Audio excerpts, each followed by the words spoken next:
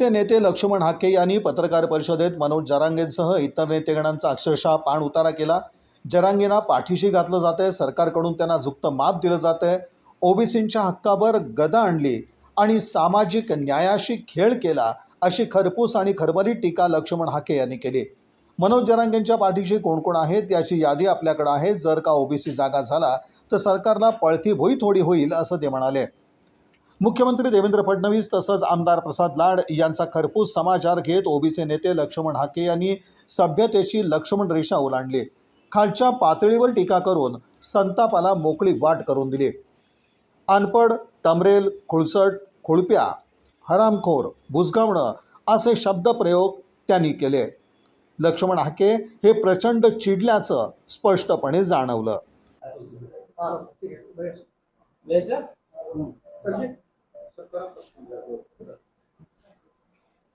19 मे रोजी महाराष्ट्राच्या मंत्रिमंडळातील ओबीसी संदर्भातील सब कमिटीची बैठक झाली।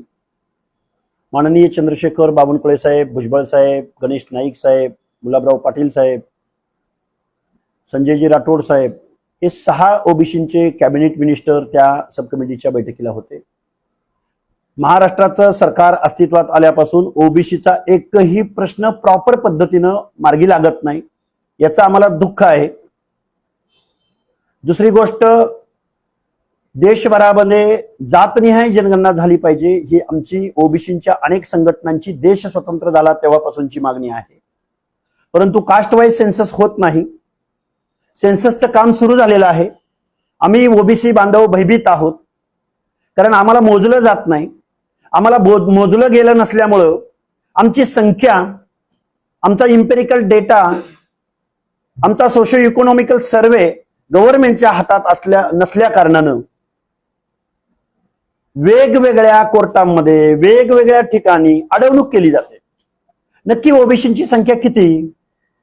या महाराष्ट्राच्या 100% बजेटपैकी म्हणजे 7 लाख करोड रुपयांपैकी या महाराष्ट्रातल्या ओबीसी बीजेएनटीच्या सामाजिक न्याय हक्कांच्या योजनांसाठी किती निधी दिला जातो, किती संख्येवर तो पर्क्युलेट होतो, वितरित केला जातो, या सगळ्या प्रश्नांची उत्तरं अधांतरी आहेत। या सगळ्या प्रश्नांचं वास्तव भयानक आहे। एका बाजूला कोस्टल रोड पूर्ण होतो, समृद्धी महामार्ग पूर्ण होतो, हजारो लाखो करोडोंचे आर्थिक प्रोग्राम सक्सेस होतात, यशस्वी होतात, झाले पाहिजेत। आमचा त्याला विरोध असायचं कारण नाही। म्हणजे तुम्ही सोशल असिस्टन्स, पब्लिक वेलफेअर बघताय, लोककल्याणकारी राज्य करायचा तुम्ही प्रयत्न करताय, पण दुसऱ्या बाजूला जे सामाजिक न्यायाच्या प्रतीक्षेमध्ये आहेत, ज्यांच्या बाबतीत सामाजिक दुजाभाव झालाय, मग ते एससी एसटी बांधव असतील, ओबीसी बांधव असतील, बीजेएनटी बांधव असतील, या लोकांना तुम्ही जिल्ह्याच्या ठिकाणी एक वसतिगृह देऊ शकत नाही, महाज्योतीला निधी देऊ शकत नाही, अशा अनेक प्रश्न आहेत। जवळजवळ 11-12 प्रश्न मी त्या दिवशी ओबीसीच्या सब कमिटी समोर मांडले। आमचा ज्वलंत आणि जिव्हाळ्याचा प्रश्न असा आहे, गेल्या 2-4 वर्षापासून आम्ही आंदोलन करतोय महाराष्ट्रामध्ये, ओबीसीचं आरक्षण संपलंय।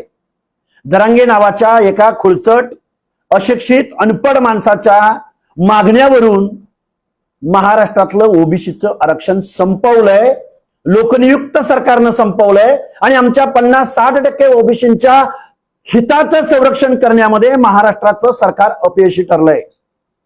हा आमचा आरोप आहे सरकारवरती।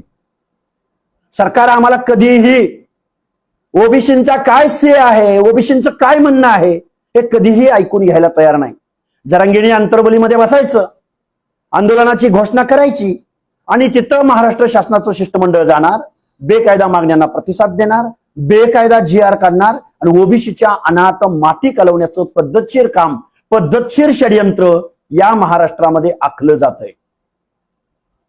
म्हणून आम्ही जातनिहाय जनगणनेची मागणी, स्कॉलरशिप संदर्भातली मागणी, आमची संख्या किती आणि आम्हाला बजेट मिळतं किती, 7 लाख करोड पैकी महाराष्ट्राचे मुख्यमंत्री माननीय देवेंद्रजी फडणवीस साहेब अर्थतज्ञ आहेत असं मी मानतो आणि आहेत, पण या मुख्यमंत्र्यांनी 7 लाख करोड पैकी म्हणजे 100% 50% म्हणजे अर्धी लोकसंख्या असलेल्या ओबीसीला 0.6% बजेट सामाजिक न्याय हक्कांच्या ध्येय धोरणांसाठी, योजनांसाठी दिलेत। हा आकडा 1% पुढे कधीही जाऊ शकला नाही. हे या ओबीसींचं दुर्दैव आहे. आजही भटके विमुक्त जाती जमाती जमिनीशी समांतर पालामध्ये राहतात. मागासवर्गीय, बलुते, आलुते, भटक्या विमुक्त जाती जमाती या लोकांमध्ये जर जरांगे नावाच्या माणसाच्या सांगण्यावरनं जर मराठा समाज आज रोजी ओबीसी मध्ये इन्क्लूड झालाय, तर ही लोक कुठं जातील? सामाजिक न्याय कुणाकडे मागतील? आमच्या हिताचं संरक्षण लोकनियुक्त या महाराष्ट्राचे मुख्यमंत्री म्हणून, दायित्वाची जबाबदारी म्हणून, आमच्या हिताचं संरक्षण घेण्याची शपथ तुम्ही घेतली म्हणून तुम्ही आमच्या हिताचं संरक्षण करणार का? हा प्रश्न महाराष्ट्राच्या लोकनियुक्त सरकारला आहे. हा प्रश्न विरोधकांमध्ये दुर्बिणीनं शोधावे एवढे विरोधक महाराष्ट्रामध्ये उरलेत. त्या विरोधकांना ओबीसीचं काहीही पडलेलं नाही. त्या विरोधकांना दीनदलितांचं काहीही पडलेलं नाही. सामाजिक न्याय विभागाचे पैसे वेगवेगळ्या विभागाकडे डायल्यूट केले जात आहेत. आम्ही सामाजिक न्याय हक्क मागायचे नाही, सामाजिक न्याय मागायचा नाही. We want social justice. हे असे अनेक प्रश्न आहेत. आम्ही महाराष्ट्रामध्ये 100 सभा घेत आहोत छोट्या छोट्या छोट्या ग्रामीण भागामध्ये. कोण जरांगे कुठलं आंदोलन करतो, काय करतो, देणं घेणं नाही आम्हाला. आम्ही आजपर्यंत संविधानिक भाषेत बोलत आलोय. रिझर्वेशन पॉलिसी म्हणजे काय? मागासवर्गीय कुणाला म्हटलं जातं? आरक्षण कुणाला दिलं जातं? या प्रश्नावर आम्ही महाराष्ट्रामध्ये आवाज उठवत आलोय. पण तो कोण कुठला लाड भाजपचा कुठला परिषदेवरचा वरिष्ठ सभागृहाचा हॉटेलवाला झाडू पोचा करणारा आमदार तो मनोज जरांगेकडे जातो. काय कळतं मनोज जरांगेला आणि काय कळतं प्रसाद लाडला? मला वाटतं भाजपनं असली माणसं निवडून भाजप सेल्फ गोल करतोय. ही टिनपाट माणसं आहेत, टिनपाट. ग्रामीण भागामध्ये आमच्या गावगाड्यातल्या बोली भाषेमध्ये आम्ही भटकी विमुक्त जाती जमातीमधली माणसं आहोत, आम्ही ओबीसी मधली माणसं आहोत. अरे आमच्या दिवसाची सुरुवात शिवेनी होते. मग आम्ही जर शिवराळ भाषेत बोलायला लागलो ना, मग हे टंबरेळ काय यांना नॉलेज आहे? प्रसाद लाडला आणि मनोज जरांगेला तुम्ही ओबीसीच्या अनाथ माती काढवायला चालला आहात. आणि गव्हर्नमेंटला आम्हाला एक प्रश्न विचारायचा आहे, ओबीसींचा काय से आहे, काय म्हणणं आहे, हे तुम्ही ऐकणार नाही? झुंडीनं कोणतरी उठतो आणि तुम्ही त्यांच्या बाजूनं बेकायदा GR करता, पारित करता. होय, ओबीसीचं आरक्षण संपलंय. एकच उदाहरण देतो, शेकडोनं उदाहरण आहेत माझ्याकडं. पुण्याजवळ उरळी देवाची फुरसंगीजवळ एक नगर परिषद अस्तित्वात आली. तिथं 9 जागा ओबीसींच्या राखीव होत्या. 9 पैकी 9 मराठा कुणब्यांचे दाखले काढून 9 पैकी 9 जागा ओबीसींच्या मराठा कुणबींनी घेतल्या. मग दौंडच्या नगराध्यक्ष पदावरती दुर्गादेवी जगदाळे नावाच्या हाय प्रोफाईल खानदानी वतनदारी, ज्यांचं नेपाळच्या राजघराण्याशी ब्लड रिलेशन आहे, त्यांनी कुणबीचा दाखला काढला आणि ओबीसीच्या जागेवर नगराध्यक्ष पदाची निवडणूक लढली आणि नगराध्यक्ष झाले.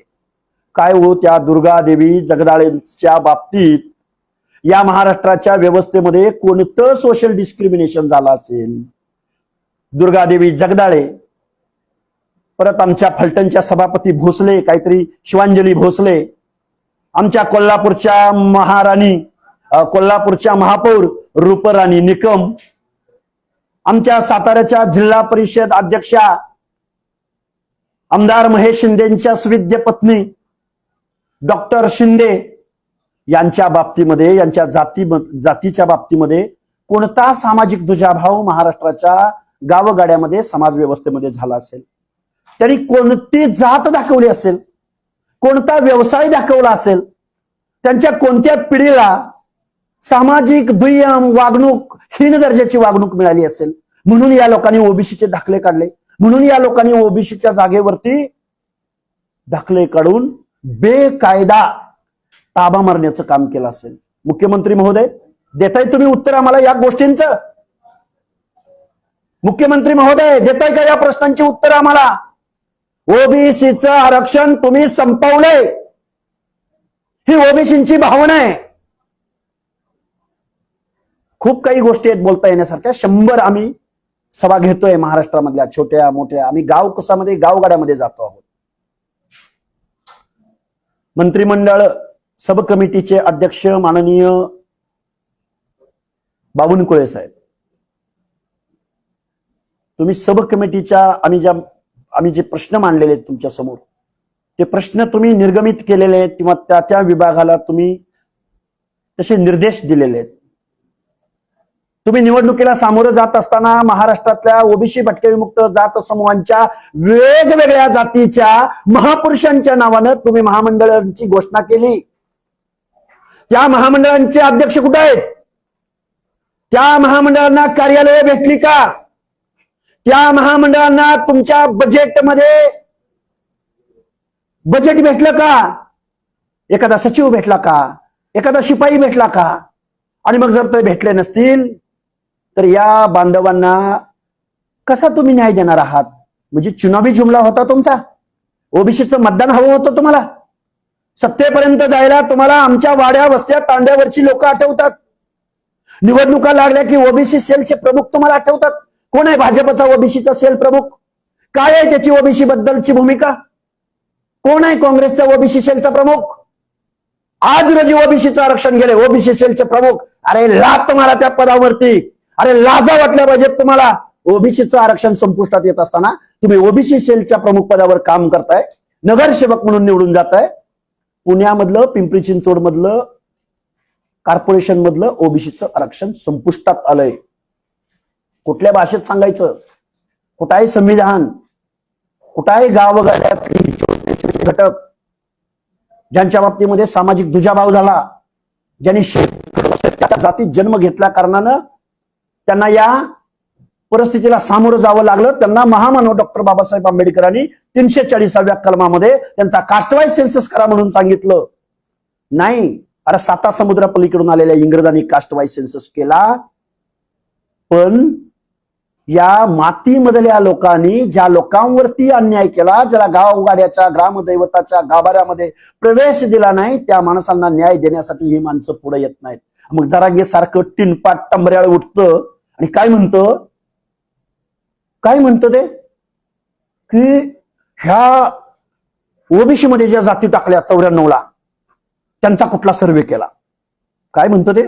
त्यांचा कुठला सर्वे केला? ओबीसींचा कुठला सर्वे केला? अरे त्या टिनपाट टंबऱ्याळ माणसाला सांगा, ओबीसींचा सर्वे करायची आवश्यकता नाही. या महाराष्ट्राच्या, या भारत देशाच्या गावगाड्यामध्ये, समाज व्यवस्थेमध्ये नाभिकाला कोणत्या दुजाभावाला सामोरं जावं लागलं?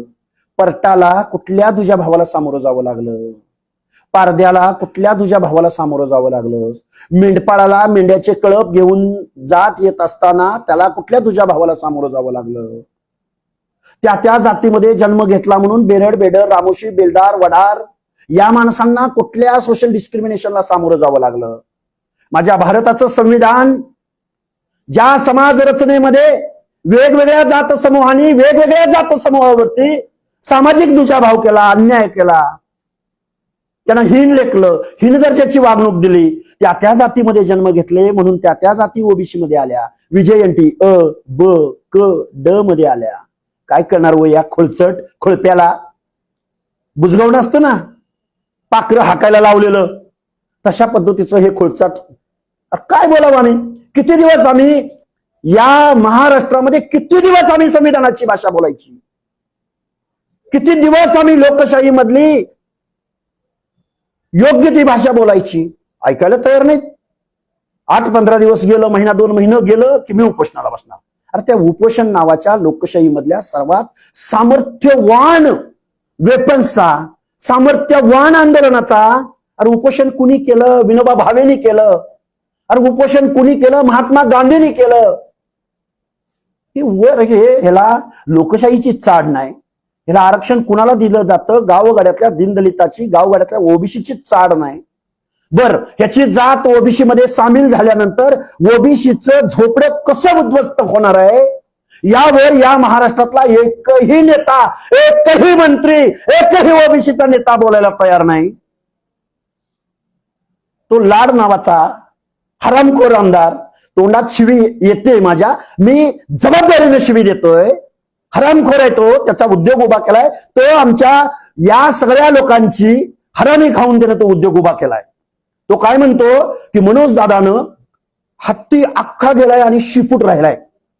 म्हणजे ओबीसीचं आरक्षण सगळं संपलंय, आता शिपूट राहिलाय, तो शेपूट काढायला मी आलोय. म्हणजे तू ओबीसीचं आरक्षण संपवायला आलायस? भाजपनं तुला यासाठी पाठवलं? परत म्हणतो मी माझा समाज म्हणून आलो. अरे पहिला आमदारकीचा राजीनामा देन, तुझी काय अक्कल पाजळायची? तू पण बस उपोषणाला. अडवलं तुला कुणी? हे वास्तव आहे. 60% ओबीसींचं हे वास्तव आहे. ओबीसींच्या पोरांना कळतंय इथली न्याय व्यवस्था सुद्धा सामाजिक न्यायाच्या प्रतीक्षेत असलेल्या दीनदलितांच्या बाबतीत, ओबीसींच्या बाबतीत बेकायदेशीररित्या वक्तव्य करतंय. न्यायालय सुद्धा. अरे जनता सार्वभौम आहे, आम्हाला बोलायचा अधिकार आहे. सन्माननीय चांगल्या न्यायाधीशांचा रिस्पेक्ट करून बोलतो. म्हणे ओबीसी मध्ये जन्माला आला नोकरदार असेल तर त्याच्या पोराला कशाला आरक्षण? या प्रश्नावरती स्वतंत्र 1 तासाची डिबेट होऊ शकते. मी आता तुमच्यासमोर तुमचा वेळ घेणार नाही. काही प्रश्न असतील तर तुम्ही मला विचारावेत. सर, तुम्ही विदर्भामध्ये दौरे करता, सर आपण विदर्भामध्ये दौरे करता, जवळपास 10 पैकी आपल्या सभा झाल्या. रात्री 12 पर्यंत आपल्या सभा होत्या. काय रिस्पॉन्स करतोय गावामध्ये? गावगाड्यातल्या लोकांचा प्रचंड रिस्पॉन्स मिळतोय. माता भगिनी पुढे येत आहेत. आम्ही ठरवलंय, अरे आम्ही शोषित वंचित आहोत. आम्ही मनोज जरांगे सारखा आमच्या मागं कारखानदार, ठेकेदार, आमदार, वेगवेगळे आमदार, हे लाड भीड हे सगळे आहेत ना. हे काय उद्योग करतात पडद्यामागं, हे आम्हाला बोलायला लावायची वेळ येऊ नये. कारण आम्हाला एकच पडलंय की आमचे हक्क अधिकार टिकले पाहिजेत, रिझर्वेशन पॉलिसी टिकली पाहिजे. अरे शेकडो वर्षाचा स्पॅन कुणीकडं, आणि देश स्वतंत्र झाल्यानंतर 70-80 वर्षाचा स्पॅन कुणीकडं? कसा न्याय भेटेल बरं? एका घरातला, एखाद्या दीनदलित घरातला एखादा शिक्षक झाला तर त्याची पुढची पिढी लगेच सिव्हिलायझेशन मध्ये येते किंवा लगेच त्याला मान सन्मानाची एखाद्या काल परवा काय बोलला तो मनोज जरांगे, बघा ते प्रश्नाचं उत्तरच देतो तुम्हाला. तो बोलला की भुजबळांचा कारखाना नाही का, ओबीसींचे कारखाने नाहीत का? अरे हेकण्या, दलित समाजामधला एखादा कलेक्टर झाला, ओबीसी मधला नाभिक, सुतार, लोहार, कुंभार, परीट किंवा लोहार समाजातला एखादा IAS जरी झाला तरी त्याचं जात वास्तव जात नाही. हजारो वर्ष इथल्या माणसाचं रक्त जरी काढलं तर त्या रक्तामध्ये सामाजिक दुजाभाव येतो. आणि तुला ओबीसी मध्ये प्रवेश करायचा आहे ना, तर ओबीसी मधल्या कुठल्या जातीमधला कुठला व्यवसाय तुझ्यावर गरिबी आली त्यावेळी तू स्वीकारलास ते सांग. आम्ही गरीब झालोय, आम्ही शेकडो एकरावरनं आम्ही गुंट्यावर आलोय. अरे तुझ्याकडे गुंट्या तर आहे. अरे गावगाड्यातल्या भटक्या विमुक्तांकडं गावगाड्यात 1 गुंट्याची जमीन धारणा घर दिलं नाही त्याला अजून इथल्या व्यवस्थेनं.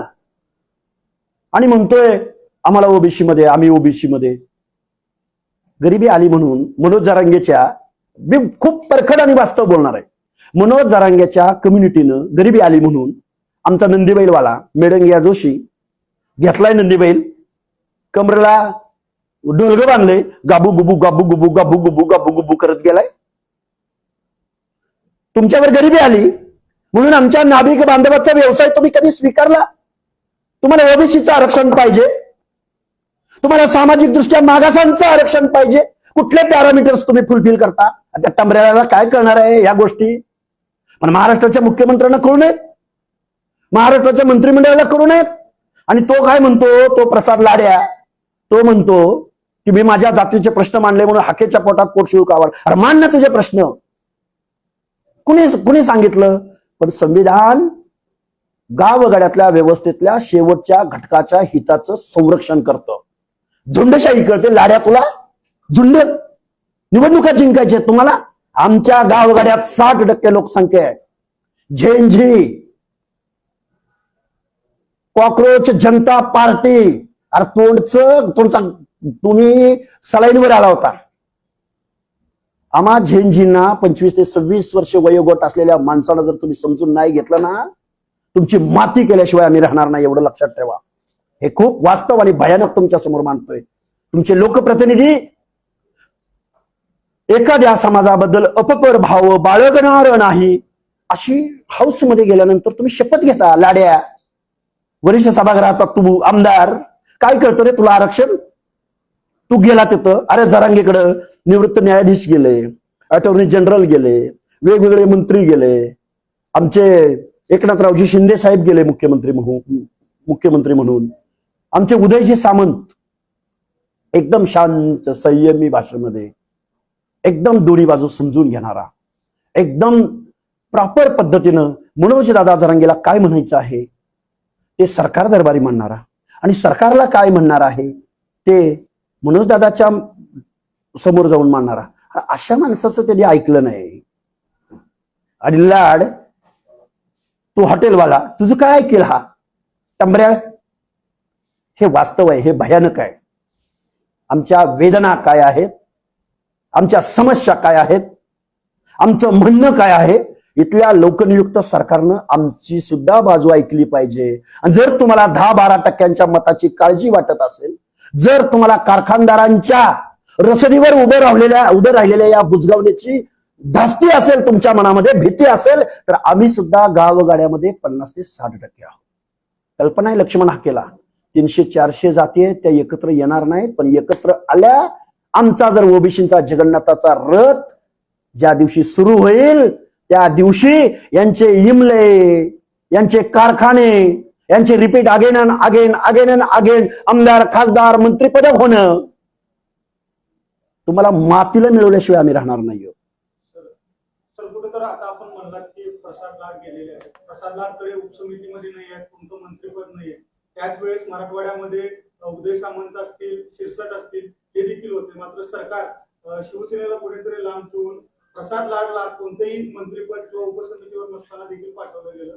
हे भाजपनं सेल्फ गोल केलेलं आहे. भाजपनं हे कुठेही सांगितलेलं नाही. मुख्यमंत्र्यांनी कुठेही अशी कुठली मंडळ काय आपलं शिष्टमंडळ पाठवत आहोत असं कुठेही डिक्लेअर केलं नाही. मीडियाला काय येतंय हे सगळं? अरे मीडिया तर चौथा स्तंभ आहे ना. काय त्या जरांगेंच्या शिव्या दाखवते तुम्ही, शिव्या एखाद्या व्यक्तीबद्दल, एखाद्या नेतृत्वाबद्दल, मुख्यमंत्र्यांची आई बहीण काढणारा, त्या तुम्हाला बातम्या पाहिजेत. जेन झी येईल बरं का, आणि त्या जेन झीची सुनामी कुठल्या मार्गानं कशी येईल, कुठून येईल, आबाळातून येईल, समुद्रातून येईल, वाट लागेल वाट. एवढं लक्षात ठेवा. हा जमाना जेन झीचा आहे, हा जमाना डिजिटल मीडियाचा आहे, हा जमाना टेक्नॉलॉजीचा आहे. त्यामुळे सावध असा. सर जे हैदराबाद गॅझेट जे मंजूर झालं सोडलं जाते किंवा GR निघाला तरी सुद्धा उपोषण कशासाठी किंवा बाकीचे हे बघा, तो मनोज जरांगे, मी प्रेस थोडीशी ऐकली, मला पत्रकारांनी पण प्रश्न विचारले होते की आम्ही गॅजेटियर मध्ये आहोत, ओबीसी कुठं आहेत? अरे मूर्खा, कुठल्या मूर्खाच्या नंदनवनात हा जगतो आणि काय खातो आणि ह्याला कोण फिडिंग करतं, कोण ह्याला ज्ञान आणि सल्ले देतं हे कळत नाही. काय म्हणतो तो? आम्ही गॅजेटियर मध्ये आहोत आणि ओबीसी कुठं आहेत? ओबीसी शेकडो वर्षाच्या गावगाड्यामध्ये वेगवेगळ्या जाती चिनून मारले, चिनून. कळलं का नाही त्याला माहिती नाही कसं चिनून मारतात ते. मराठा गॅजेटियर मध्ये आहे म्हणतो. कुठल्या गॅजेटियर मध्ये लिहिलंय की मराठा सामाजिक दृष्ट्या मागास आहे? अरे गॅजेटियर मध्ये तुमची रेव्हेन्यूची नोंद आहे.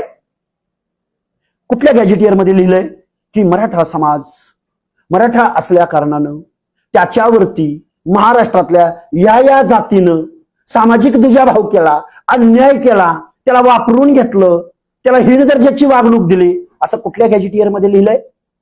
आणि त्या ज्या गॅजेटियरच्या द्वारे तुम्ही त्यांना ओबीसी मधलं आरक्षण देताय, मुख्यमंत्री महोदय या प्रश्नांची उत्तर हवी आहेत आम्हाला. कुठल्या गॅजेटियर मध्ये लिहिलंय की मराठा समाज मागास आहे म्हणून? काय चाललंय नक्की हे? अरे हे वेदना देणाऱ्या गोष्टी आहेत. कुठल्या गॅजेटियर मध्ये लिहिलंय मराठा सामाजिक दृष्ट्या मागास आहे? मराठा समाजावरती या जातीनं महाराष्ट्राच्या भूमीमध्ये त्यांच्यावर अन्याय केलाय. नाभिकानं केला, सुतारानं केला, लोहारानं केला, धनगरानं केला, माळ्यानं केला, कोळ्यानं केला, तेल्यानं केला. अरे कुणी केला तुमच्यावर अन्याय म्हणून तुम्ही सामाजिक मागास झालात? हे भयानक वास्तव आहे. महाराष्ट्रातल्या 60% ओबीसींना जर आम्ही जागा केलो ना, तुमचे कारखाने आणि तुमच्या या गड्या उद्ध्वस्त केल्याशिवाय आम्ही राहणार नाही. हे महाराष्ट्रातल्या पुढाऱ्यांनी, आमदारांनी, खासदारांनी आणि जरांगेला फिडिंग करणाऱ्या, पाठिंबा देणाऱ्या, शिष्टमंडळ पाठवणाऱ्या पुढाऱ्यांनी हे लक्षात ठेवलं पाहिजे. आमची प्रमुख मागणी ओबीसीचं आरक्षण टिकलं पाहिजे. आज रोजी ओबीसीचं आरक्षण उद्ध्वस्त झालंय. आमच्या बाजूनं सरकार नाही, आमच्या बाजूनं न्याय व्यवस्था नाही. जनता सार्वभौम आहे. बहुमताला किंमत असेल, लोकशाहीमध्ये निवडणुकांना किंमत असेल, ओबीसी रस्त्यावर उतरेल, ओबीसी बॅलेट मधून हा रोष दाखवून देईल.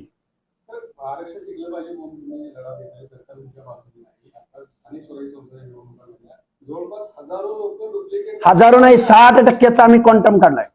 हजारो राहिले का आता? राहिलंच नाही ना, तेच सांगतो ना. आमच्या हिताचं संरक्षण लोकनियुक्त सरकारनं केलेलं नाही. ओबीसी देशोधडीला लावण्याचं काम एका टंबऱ्या माणसाच्या सांगण्यावरनं ओबीसीला देशोधडीला लावण्याचं काम 12-13 करोड जनतेचं दायित्व असलेल्या मुख्यमंत्र्यांनी आमच्या ओबीसीच्या अनाथ माती कालवलेली आहे.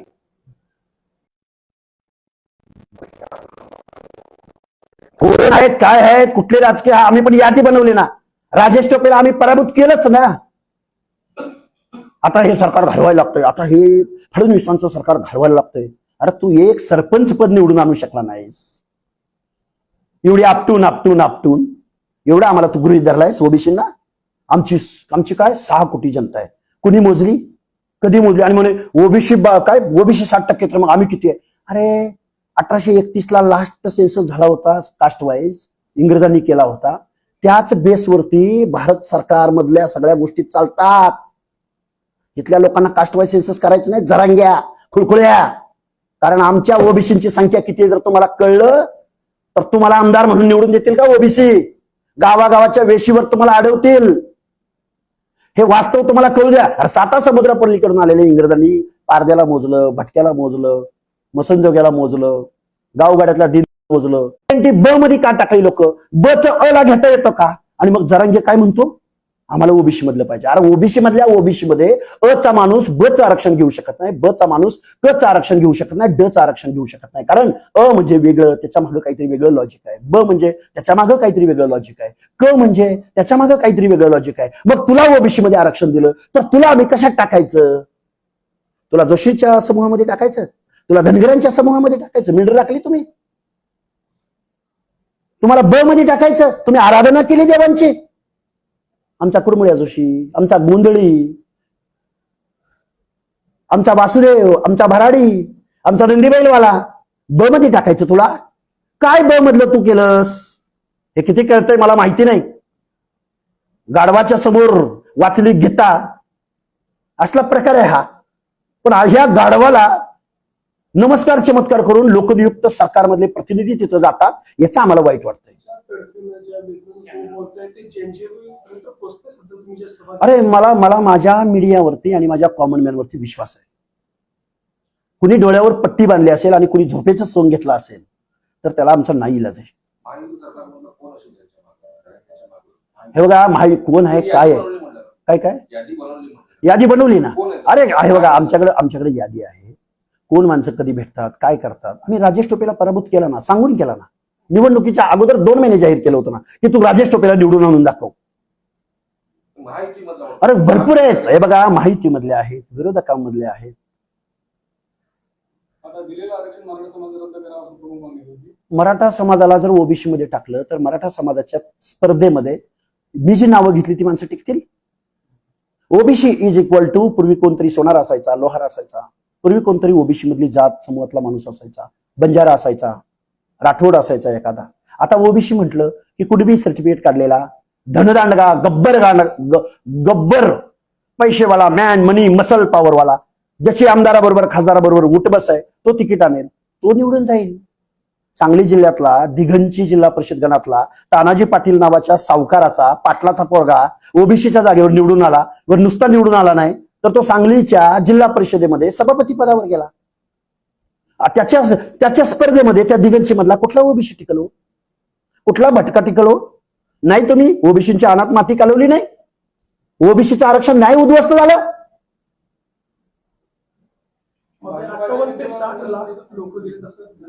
अहो तेच बेकायदा आहे. सुप्रीम कोर्टाचं जजमेंट आहे 650 पानांचं. त्या 650 पानांच्या जजमेंटमध्ये सन्माननीय मेहरबान सर्वोच्च न्यायालय म्हणतं की मराठा समाज ही डॉमिनेटिंग कास्ट आहे, ही रुलर कास्ट आहे. शेकडो वर्षाचं लिटरेचर मराठा समाजाचं या गावगाड्यातला पाटील, वतनदार, देशमुख आणि राजनीतीच्या फ्रंटला काम करण्याचं लिटरेचर आहे. कुठलं पॅरामीटर लावायचं रे जरांग्या तुला ओबीसी मधलं आरक्षण द्यायला? काय निकष लावायचा रे तुला? परभणीमध्ये मराठा समाजाच्या युवकाने आत्महत्या केली. आरक्षण मिळालं होतं ओबीसीतून, ते मिळालं नाही, त्याची अंमलबजावणी झाली म्हणून त्यांनी आत्महत्या केली. हे बघा, लोकशाही अस्तित्वात आल्यानंतर त्या बिचाऱ्यानं आत्महत्या केली, करू नये, त्याला मिसगाईड झालं या जरांग्यासारख्या आंदोलनामुळे. लोककल्याणकारी राज्यामध्ये सोशल वेलफेअर, सोशल असिस्टन्स, लोककल्याणकारी योजना, अरे दिवाबत्तीपासून, शाळेपासून, राशन पासून ते वेगवेगळे रस्ते, वेगवेगळे बेसिक इन्फ्रास्ट्रक्चर, हे पब्लिक वेलफेअर आणि सोशल वेलफेअर आणि पब्लिक काय असिस्टन्स म्हणजे लोककल्याणकारी योजना शासन देते ना. पण आरक्षण नावाची योजना, परत एकदा माझ्या पत्रकार बांधवांनो ऐका, आरक्षण नावाची योजना ज्यांच्या बाबतीमध्ये सोशल डिस्क्रिमिनेशन झालं, सामाजिक दुजाभाव झाला, जे सिव्हिलायझेशनच्या निर्णय प्रक्रियेच्या कोसो मैल दूर आहेत, त्यांचं प्रतिनिधित्व आहे. आरक्षण म्हणजे गरिबी हटाव नाही. आरक्षण म्हणजे कोणतरी गरीब झालाय म्हणून त्याला लिहून द्यायचं असं नाही. ही गोष्ट या देशातल्या न्यायालयांना सुद्धा अवगत असायला हवी. संविधानामध्ये 16(4) काय म्हणतं, 15(4) काय म्हणतं, कलम 24 काय म्हणतं. एकच सांगतो या सर्व न्यायमूर्तींना, आमच्या प्रिअम्बल मध्ये आम्ही म्हणतो, we the people of India, आम्ही भारताचे लोक, आम्ही लोककल्याणकारी भारतामधले आम्ही रुलर, शासक. मी माझ्या अपिलिंग भाषेमध्ये सांगतोय, सामाजिक न्यायासह समता प्रस्थापित करायची आहे, आर्थिक नव्हे. श्रीमंत झाला म्हणजे त्याच्या बाबतीत सामाजिक दुजाभाव होत नाही, हे डोक्यातनं काढून टाका. शेकडो हजारो वर्षाची परंपरा एका बाजूला आहे आणि तुम्ही 70-80 वर्षामध्ये या लोकशाहीचं तुम्ही वाढपे म्हणून आम्ही तुम्हाला पुढे पाठवून दिलं. तुम्ही हा लोकशाहीचे जे काही बेनिफिट्स आहेत तुम्ही पाहुण्या रावळ्यांना दिलेत.